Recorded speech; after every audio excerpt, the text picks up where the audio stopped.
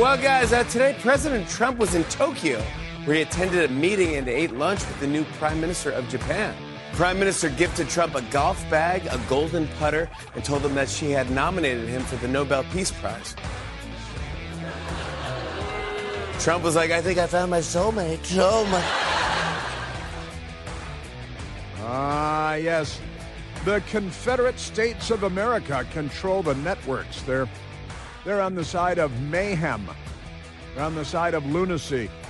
You know, they're the left. They're correct. And by the way, the golf club, the putter that President Trump was gifted, belonged to the previous Prime Minister, Abe, who was later assassinated, just coincidentally. It's a small world, you know. President Trump also meeting with the president of South Korea, who last year was stabbed in the neck by, a guy with a knife who wanted to assassinate him. The world can be a complicated place, can't it? Yes, it can. If only that wasn't the news media. That was the entertainment media. But what's the difference? It's all Democrat Party-controlled propaganda. We've got a lot of that. Speaking of which, there was kind of a funny moment with the demented Democrats. Got a media, speaking of the left-wing radical media, very angry that the only Republican that appears on conservative-minded individual that appears on CNN, a guy named Scott Jennings, you may know him. He gets a lot of attention, and rightly so, because he's so much smarter than everybody else on CNN, and he's right about everything. But we've got a crazy left-wing media attacking Scott Jennings. Why would they attack Scott Jennings, Michael? That's nuts. That's berserk. But I've got that for you. I think you might find it interesting, perhaps even enlightening. A lot going on. And again, it's climate change, global warming. Just ask Bill Gates. Bill Gates has changed his mind. The centibillionaire. That means he's worth more than $100 billion.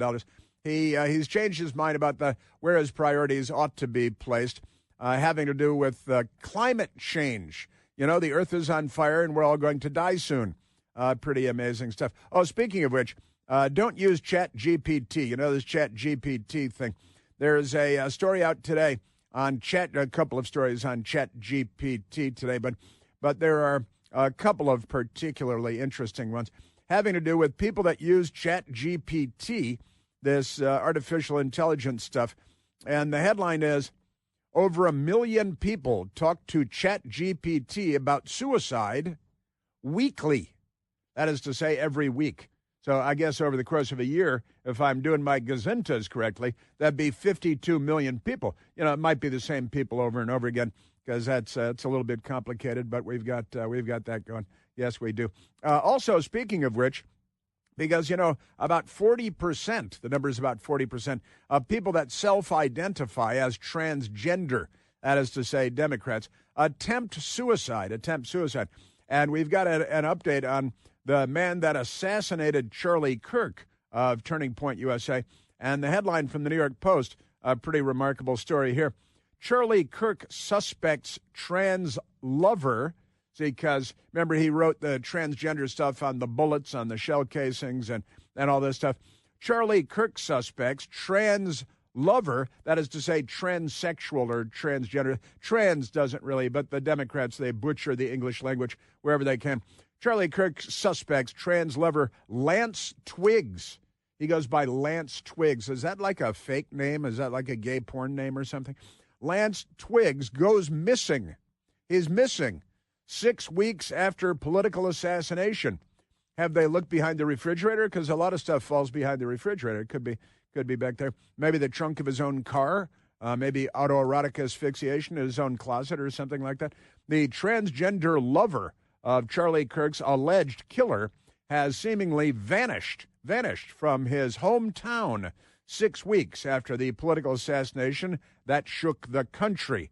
It says that because it's the New York Post and not the Washington Post. Didn't shake the Washington Post.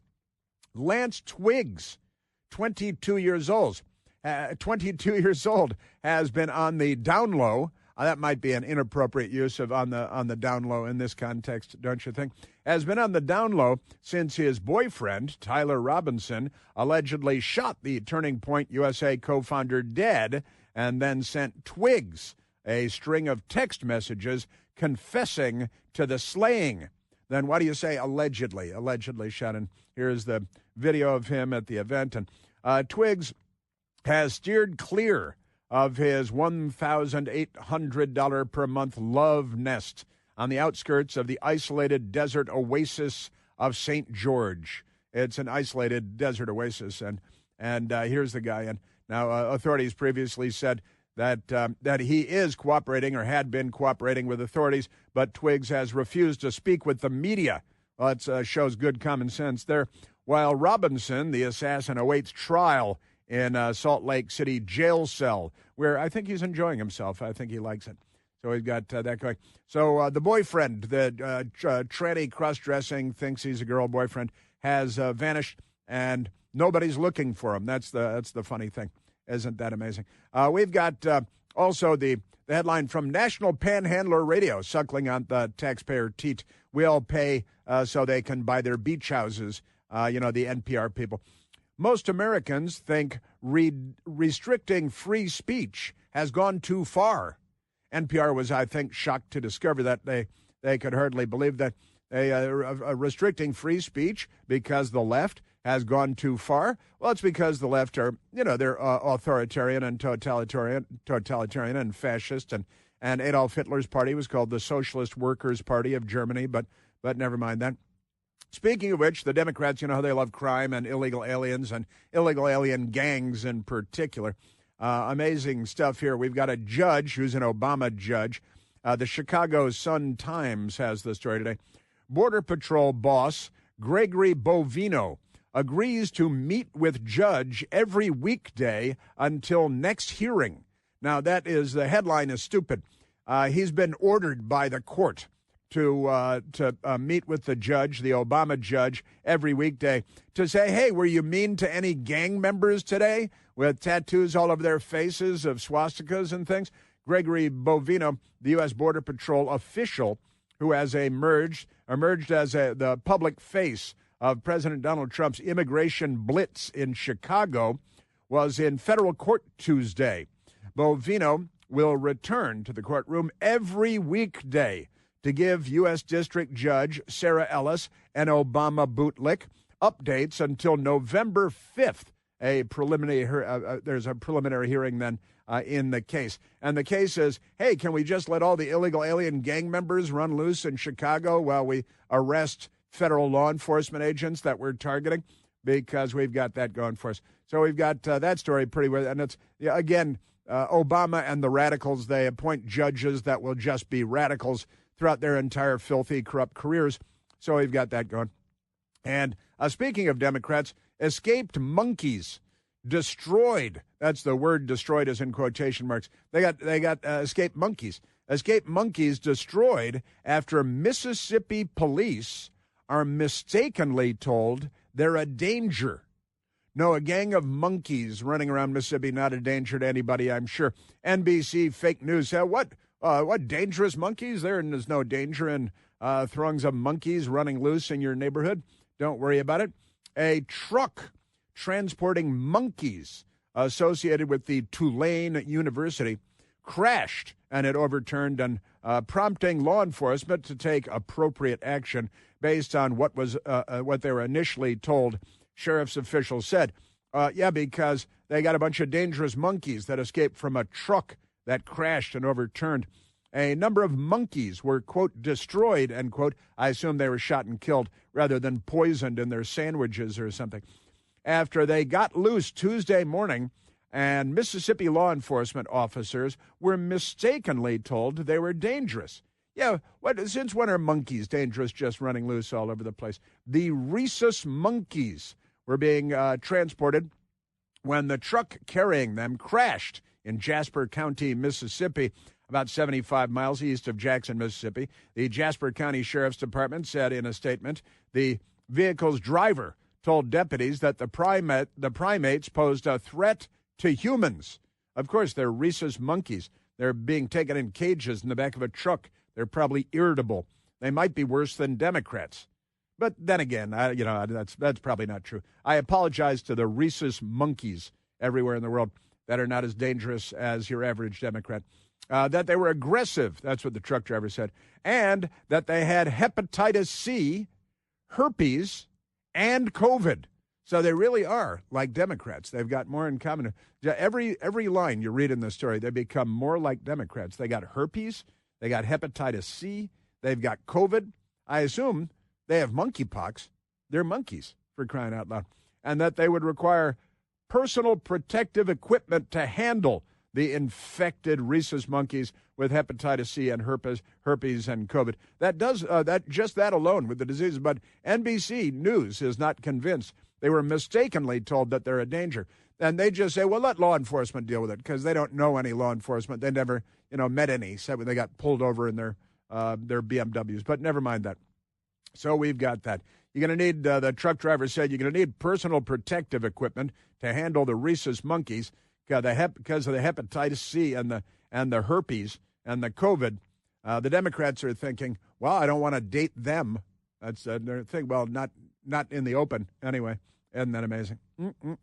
So we got that. The department said the monkeys were being hauled from Tulane University, and before I think it said to Tulane University. But in a post on X, the university, said its National Biological Research Center provides primates to other research organizations to advance science. They put that in quotation marks, too. And that the monkeys in question were not infectious. They just told the truck driver that they were infectious, so he told the police that when he crashed the truck, and it overturned and all the monkeys escaped. What kind of truck is this that it crashes and all the monkeys escape? What's up with that? That's pretty crazy. So if you're in Mississippi, be on the lookout for the rhesus monkeys. They're big, gnarly monkeys. They could tear your car door off because they're monkeys, for crying out loud. Sheriff's Department warned the public about the crash on Interstate 59, runs diagonally across the south and eastern side of Jasper County. Thank you very much, NBC News. Shortly after 9:30 a.m., they told people to avoid the monkeys. That sounds like a good idea because they posed potential health threats and are aggressive, as opposed to really mellow, happy monkeys that don't have herpes like Democrats do. You got to really be careful when it comes to rhesus monkeys and Democrats. These are two admonitions that I have for you today. Rhesus monkeys, Democrats. Which group of people, or monkeys, is more dangerous? It's hard to say. Also, speaking of the assassin's transgender boyfriend, the Daily Signal, the wonderful people at the Daily Signal at the Heritage Foundation, they've got a story today. Transgender ideology is on the ballot in New Jersey, Virginia. And there's a big banner here that Democrats are holding at a stadium. Trans people belong in sports. Yeah, okay. So they've got that. But fun piece here by my friend Scott Hoganson, actually, who comes along on our sea cruises. He's great, wonderful family. And he's got a great story in the Daily Signal. Transgender ideology is on the ballot in New Jersey, Virginia. And that's because the Democrats running for office want to make everyone transgender, including rhesus monkeys. They want to give them herpes. All right, I added the last part, but only the last part. And I want to get to that today as well. Jamie Dimon. Jamie Dimon. It's not like diamond. It's just Dimon. Jamie Dimon. He's a big-time CEO, Wall Street CEO, J.P. Morgan Chase CEO, Jamie Dimon. And this is kind of it's appropriately gotten a lot of attention because Jamie Dimon said it really, really annoys him. He finds it very annoying when people in meetings, he's a big-time CEO, people sit in meetings, and he said, people sit in front of me, and it looks like you're reading your email or getting notifications, with your iPad in front of you. I have my iPad in front of me right now. And Jamie Dimon said, I'll tell you to close the damn thing. And what do you hear? Because it's not just in board meetings. It's everywhere. It's at home at the dinner table. It's anywhere kids are. It's everywhere. It's the number one addiction in America. So-called social media. Remember, social media isn't. Social media isn't. So I got that, and I want to share with you the Jamie Dimon. I think we have some audio on that, too. And Jamie Dimon on this, sitting there on your iPad or your desktop or your phone, ignoring the world around you and all of the people around you, which is a plague afflicting civilization today. So we got that. Oh, and I got Jake Tapper. He's still at CNN. And the government shutdown, because the Democrats voted again to keep the government shut down. And the news media keeps pointing the finger at Republicans because they're the most corrupt institution in America. We are at 888-630-9625.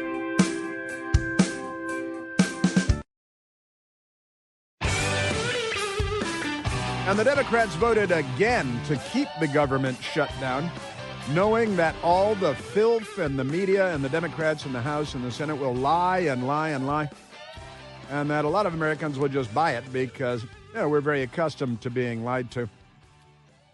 Also, a great Babylon Bee headline, Mamdani, the commie jihadi in New York City running for mayor who's going to win. Mamdani vows to knock down World Trade Center to build more affordable housing. See, he's combining his Islamism and his communism because he's today's Democrat Party. All right, let's take a phone call. Let's go to the telephones, talk to the great American people. Let's go to Rick calling from Arkansas, listening on KFAY. Rick, you're on the Chris Plant Show. Good morning, Chris. How are you? Hey, Rick, I'm just great. Hey, I love the monkey alert, but I have a couple of things we could do. We should call back Fauci because he can help, and then maybe get KGP to deny it, and then Trump could stop by the Wuhan Institute of Virology and maybe bring back a vaccine to fix it all. You have thought this through. That is outstanding work. You need to run for Congress, I think. That's great stuff. So we got Anthony Fauci because he's an expert in infectious diseases, and he did such a good job with the Wuhan Red Death that he should be reactivated. And then Cringe, we can get Cringe back, who, did you know that she's an LGBTQ woman of color? Were you aware of that?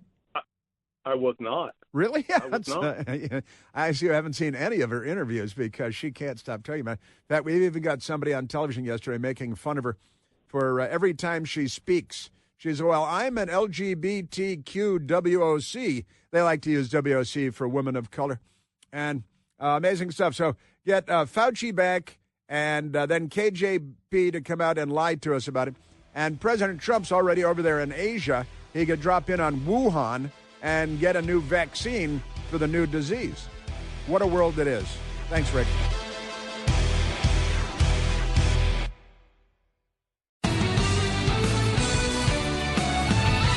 Oh, yeah, the Democrats voted to shut down the government again yesterday, and then the media lied about it because they're Democrats, too.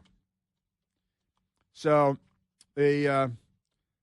what is it, the 13th vote? I think it's the government shutdown hits 4-week mark. That's affecting a lot of people around the Washington, D.C. area, my mothership broadcast post, and even CBS News, where they're under new leadership, allegedly. CBS News headline, government shutdown hits 4-week mark as Senate fails to advance GOP funding bill for 13th time. Old Lucky 13. They got Lucky 13 going. And CBS News says day 28. They've got their day 28 of the government shutdown headline. Isn't that great? It's from last night, though. So the Senate failed, meaning the Democrats, to advance a Republican-backed funding bill to end the government shutdown for the 13th time. Notice how the word Democrat is nowhere to be found in that lead sentence, the lead paragraph of the story. The final vote was 54 to 45, falling short of the 60 votes needed, thanks entirely to the Democrats, to move forward. No new Democrats voted in favor of advancing. What do you mean more? No new. But because 3 voted in favor of reopening the government once before. After lunch with Senate Republicans at the Capitol, Vice President J.D. Vance, or what do they call him on Fox News this morning? J.P. They called him J. They had a graphic up saying J.P. Vance will be at the Turning Point USA event later on today. Vice President J.D. Vance, not J.P. Vance, said the Trump administration has found a way to pay members of the military this Friday, but did not provide details. Well, the Democrats are looking to obstruct it, as they've been doing for 13 votes now. 25 states and the District of Columbia filed suit. They filed a lawsuit, Democrats filed a lawsuit against the Trump administration because the Democrats in the Senate have shut the government down over its plans to withhold food aid under the Supplemental Nutrition Assistance Program. I like to call it SNAP because everything has to be an acronym with me. And besides, you get to do snaps like that. So SNAP, Supplemental Nutrition, not Food Assistance Program, because if it were SFAP, that's not as good an acronym. So you need Supplemental Nutrition Assistance. That makes it SNAP, and then the Democrats can go like that, like the schoolgirls that they are, arguing that the law requires the government to provide funds for November. Yeah, well, that's the government is shut down because the Democrats. Benefits for 42 million Americans are due to run out on Saturday without more funding. Well, maybe the Democrat Party should get together and vote to reopen the government. What do you think? Isn't that amazing? Air traffic controllers also missing paychecks due to the shutdown. A huge burden, the sub-headline says, and I'm quite certain that it is. You know, you're expecting paychecks because you've got a serious job, and then the paycheck stops showing up because Chuck Schumer, the lizard king, the reptilian that he is, insists on shutting the government down and denying people their food because they don't care about people. That's one of the problems we have with them. Also, I don't think I've even mentioned that today is Wednesday. It's Wednesday. And that means, what does that mean? That means that it's hump day in the Clinton household, that Hillary Clinton has to get out of the house after peeling her face from the pool of dried vomit on the linoleum floor of their kitchen in one of their multi-million-dollar mansions. And she's got to clear out of the house because Bill Clinton knows today is Wednesday, it's hump day. And Hillary's got to get out, because the Energizer, somebody might be coming over. It's going to end terribly. I just know that it is. But Hillary will never be president, so that will not end terribly. We have that going for us. Although she's still a lot younger than Joe Biden. Am I right? Am I right about that? That could be. Joe Biden was out there prattling a little bit the last few days, too. His brain is no good. It's no good at all. So we've got that. But the Democrats, they've got the government shut down. They voted for a 13th time to shut the government down.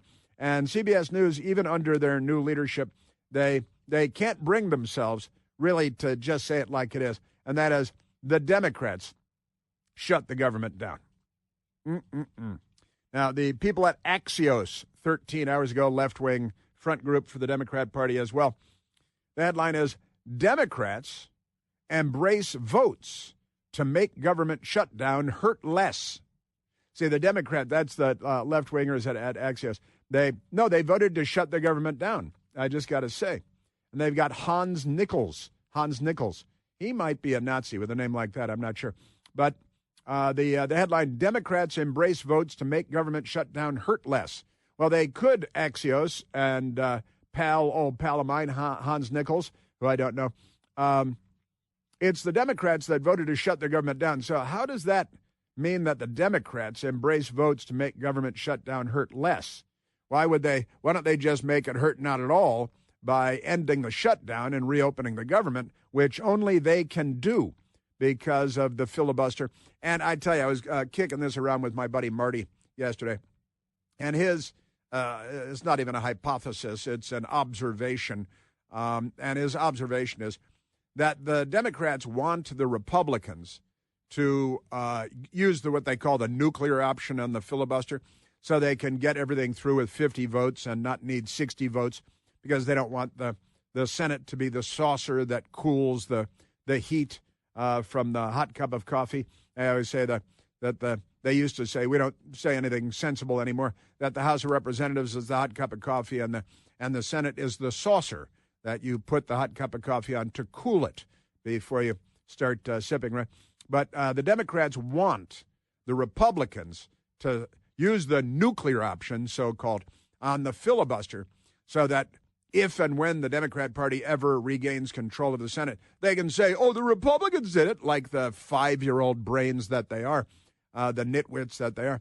And then they can blame the Republicans while they pass everything from we're going to kill all of your grandparents because of global warming and we're going to harvest the organs of all the children rather than because of global warming. So they'll nuke everything, and we'll become a communist country, and the military will live in your house, and you won't have free speech, and you don't have Second Amendment rights because the Democrats can say, oh, the Republicans use the nuclear option on the filibuster, which, of course, the Democrats did under Harry Reid when Barack Obama was the communist in the White House. And he did the $370 million renovation of the White House, but nobody can see anything that was actually done. And they're all applauding that. We live in a very corrupt country. I live in a very, very corrupt city. Our government is very corrupt, and lots and lots of people in the government. And our media is the most corrupt institution in America. But setting that aside, the Axios people Senate Minority Leader Chuck Schumer has seized on the plan that Republicans floated, then discarded, to soften the government shutdown sting for some federal workers and aid benefits. Now, see how the lead sentence, the Democrats shut it down, but Axios is pointing the arrow at the Republicans who have voted every time to open the government, to keep the government open from the very beginning in the House of Representatives. Then to the Senate, 13 votes, and the Republicans, except for Rand Paul, have voted to open the government, keep it open, and then reopen it when the Democrats shut it down. And then the media comes up with Senate Minority Leader Chuck Schumer has seized on the plan that Republicans floated, then discarded, to soften the government shutdown sting for some federal workers and aid beneficiaries. And Schumer's strategy has been to withhold votes across the board while Democrats fought for Affordable Care Act subsidies. That is a massive $1 trillion redistribution of wealth to keep the corrupt Obamacare afloat because they knew when they passed it that it was going to bankrupt the United States and destroy health care in the United States and make it more expensive for everyone, which is why they named it the Affordable Care Act, because they knew it would blow up everybody's costs and make it much more expensive for everyone. But Schumer's strategy had been to withhold votes across the board while Democrats fought for Affordable Care Act subsidies. The Washington Post said last week that the truth is the Affordable Care Act was never actually affordable. And the Washington Post knew that, but they lied to us about it at the time. And now they're soft pedaling and burying that fun fact in paragraph number 9 or whatever it was. Now he's pushing a partial reopening of government. Shove it. Vote to open it or go home. Without those ACA subsidies as part of the equation. It's a lie. It's a trick. It's a put-on. It's a sham. We know that. It's an attempt to make Republicans own more of the acute and escalating pain of the government shutdown. Sure, Democrats will introduce a clean, standalone bill today to keep SNAP benefits flowing, Schumer said on the Senate floor. This is a trick to take over the debate. It's a parliamentary maneuver that would sideline the Republicans who are actually in charge of the Senate and the White House and the House of Representatives because the American people voted that way. So isn't that amazing? Now, we've got audio on this topic, don't we? Oh, let's actually, because I played some of this for you. Let's go to number 1. I played some of this for you earlier because the Democrats, we had the Democrat whip. She loves the whip in the House of Representatives, Catherine Clark, and she screwed up last week now and said, well, of course we're causing pain across the country for hundreds of millions, at least tens and tens of millions of Americans. But we're using it as political leverage because we're criminals. families that are going to suffer. We take that responsibility very seriously, but it is one of the few leveraged times we have. Families are going to suffer. One of the few leveraged times that we have. Not very articulate as an adult woman in America. Must have gone to Harvard or something. I just see that Harvard's in trouble now because they give everybody A's. No, not AIDS. A's. They give everybody they have to get AIDS on their own. But they give everybody A's because they're already at Harvard. So, you probably cheated to get in. Let's cheat to get out. That's that thing. But there is Congresswoman Catherine Clark. Families will suffer, and we embrace that. They love that. But these are one of the few leverage times. Nobody's ever used the turn of phrase leverage times. Then Democrat Senator Chris Coons, who is not a good person, not an honest person. He was on C-SPAN, and he screwed up, again, leverage. She used the government shutdown for the Democrats is leverage. And here is Democrat Senator Chris Coons. Republicans control the House, the Senate, and the White House. Frankly, this is our only moment of leverage. And although a very unpleasant tool to use, it's gotten us focused on what we have to do to change direction on health care.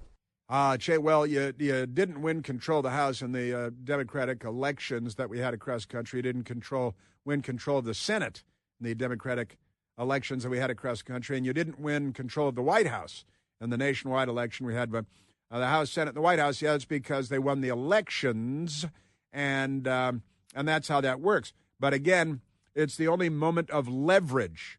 And it's unpleasant that millions have to suffer. But what about us, Chris Coons is saying? What about our self-important, useless lives? We need power, and we will destroy the world for one more seat in the House because we don't give a flying hoot about any of you people. And then there's Sheldon Whiteman, Sheldon Whites Only. Sheldon Whitehouse, Democrat senator, right now, he belongs to the Whites Only Yacht Club, Country Club. That his wife pays the dues for because she's got all the money in the family. Here's Sheldon. And again, we've got the minority whip in the House, Catherine Clark, saying it's the few leverage times we have. Chris Coons saying the only moment of leverage we have now. Here's Sheldon Whites Only Club. Why are working families the leverage the Democrats need to get Obamacare fixed, to get the Republicans to fix Obamacare? Fixed. Why is that the place you guys have to go that far? It's the only lever we have. And frankly, it wouldn't be a lever at all if Republicans were being reasonable and doing exactly what they should be doing for the sake of their own constituents, so many of whom depend on the Affordable Care Credits. The Affordable Care Act is not affordable. And, Jay, hear that? Why are Republicans to fix Obamacare? It's about, and again, what does he use? It's the only lever we have. It's leverage. It's the few leverage times we have. It's the Democrats are accidentally admitting that's two senators and one House member in the House leadership, Catherine Clark, saying, look, we're using this as leverage. The government shutdown is a gift to us. Well, that's why they shut it down. And it's they that shut it down. It is them that shut it down 100%. Chuck Schumer and the Democrats in the Senate shut the government down. Now they're confessing, they're admitting that they're using it to benefit themselves and screw the American people by the hundreds of millions. And well, that's what the Republicans have to come in and save Obamacare. Well, I believe they've invited you to have debate on the Senate floor about all that, but you've rejected that because you're a pack of bloodthirsty jackals seeking to slake your thirst on the blood of the innocent. That was pretty good, wasn't it? That was good. That's what they're doing. It's leverage for them. The whole government shutdown is it's leverage for the Democrat Party. But it is one of the few leverage times we have. Frankly, this is our only moment of leverage. It's the only lever we have.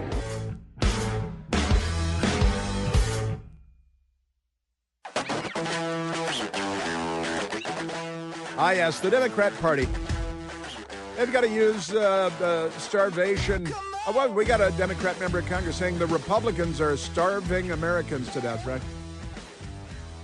When the Democrats shut down the government and the Democrats vote 13 times to keep the government closed, and then idiot members of Congress who should be ejected from the country come out and say, "Oh, the Republicans are starving Americans by the millions." Let's go back to the telephones, Michael. Let's go to Jerry calling from Alexandria, Virginia. Geraldo, you are on the Chris Plant Show. Hi, Chris. I just want to make the facts out there that, let's see, 40 million Americans cannot feed themselves. About the same number, about another 30, 40 million can't provide for their own health care. And so we're just about there where the preponderance of Americans are dependent solely on America's government to be fed and health care taken care of. So, what's next? We're just about there for complete government control over Americans. Well, that is the left-wing project, isn't it? It sure is, and it's working. And it's working, and they're making strides in the United States, making people dependent on government. And again, if the government can give you your health care, then the government can take away your health care. If the government can feed you, then the government can stop feeding you. And we've got these idiot Democrats, including elected members of Congress, who say the most ridiculous things and obviously have no idea where we are as a nation, as a culture, what the left is up to in the United States. They call themselves liberals, Jerry, but they're not liberals. They're the left. This is the left, the real global left. And they've got designs on the United States of America, as they have for generations. But they're making what they would call progress by leaps and bounds in enslaving the people of the United States under the hobnailed boot of the state, because when they control your education, your housing, your food, your health care, you're a slave living on the plantation. Yep. They can take it all away. What the government gives you, the government can stop giving you. The government can take away. And we've seen it again and again, and I can tell you're aware of this, Jerry, around the world, in country after country. It's not going to suddenly work well here for the first time ever. And the left, in the 20th century, the left deliberately and for political reasons starved to death millions and millions of people. And again, if that's where you get your health care, that's where you lose your health care. Thanks, Obama.